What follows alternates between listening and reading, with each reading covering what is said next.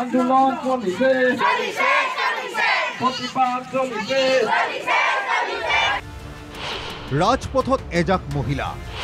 হাতে হাতে play card এই দৃশ্য ডিব্ৰুগড়ৰ ড্ৰাগছৰ কৰাল গ্ৰাসত ৰাজ্যৰ অলিয়ে গলিয়ে গঢ়ি উঠিছে ড্ৰাগছৰ অবাধ সাম্ৰাজ্য এফালে আৰক্ষীৰ মাৰাথন অভিযান আনফালে সক্ৰিয় ড্ৰাগছ সৰবৰাহকাৰী ডিব্ৰুগড় চহৰৰ বিভিন্ন প্ৰান্তত গঢ়ি উঠিছে ড্ৰাগছ মদ জোৱাৰ অবাধ বেহা তাৰ বাবে পুৱাই এইদৰে ৰাজপথলৈ ওলাই আহে শতাধিক পুৰুষ মহিলা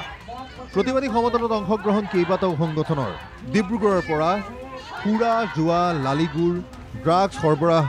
উৎখাতৰ বাবে দাবী প্ৰতিবাদকাৰী অসম চিকিৎসা মহাবিদ্যালয়ৰ সমীপতো অবাধ নিচাজাতীয় সামগ্ৰীৰ প্ৰচলন চলাৰ অভিযোগ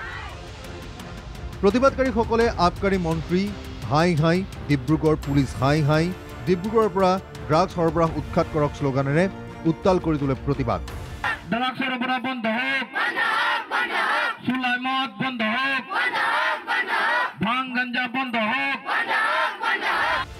আবকাৰী বিভাগ আৰু আৰক্ষীৰ উপাধিলা নীতিৰ বাবেই ডিব্ৰুগড় অসম চিকিৎসা মহাবিদ্যালয়ৰ চৌহদৰ সমীপত মুকলিকৈ অসামাজিক কাৰ্যকলাপ চলি থকাৰ অভিযোগ আচ্ছাৰ শীঘ্ৰেই এইসমূহ নিচাজাতীয় দ্ৰব্য অসামাজিক কাৰ্যকলাপ নিৰ্মূল কৰাৰ হুংকাৰ প্ৰদান কৰিছে প্ৰতিবাদকাৰীয়ে এই ক্ষেত্ৰত ডিব্ৰুগড় আৰক্ষী প্ৰশাসন ব্যৰ্থ হোৱাৰ অভিযোগ প্ৰতিবাদকাৰীৰ এইসমূহ নিৰ্মূল কৰিব নোৱাৰিলে শীঘ্ৰেই বিক্ষোভ কাৰ্যসূচী গ্ৰহণ কৰাৰ হুংকাৰ প্ৰতিবাদকাৰীৰ চক এতিয়া বৰ্তমান ডিব্ৰুগড় চহৰ এক মানে অবৈধ জুৱা খেল আৰু মদ ভাং কানি গাঞ্জাৰ ড্ৰাগছৰ এক ঘাটিত পৰিণত হৈছে আজি কেইটামান দিনৰ আগতে যোৱা 10 জুলাই তাৰিখে অসম চিকিৎসা মহাবিদ্যালয়ৰ কাষৰ যি জালাননগৰ বাগিচাত অবাধ মদ জুহা প্ৰচলন কৰি 12গৰাকী যুৱকে